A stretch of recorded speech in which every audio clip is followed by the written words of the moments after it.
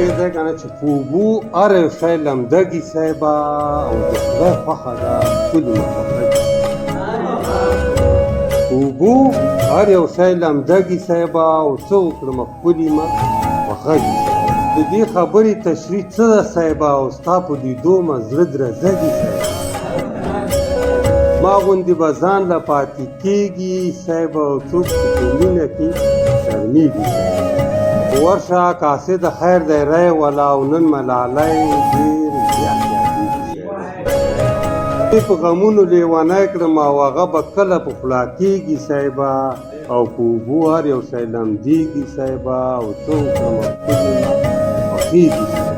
خبرې چې کړي ښه په احتیاط یې کوه او زړه یې نه ده زر ماتېږي صاحبه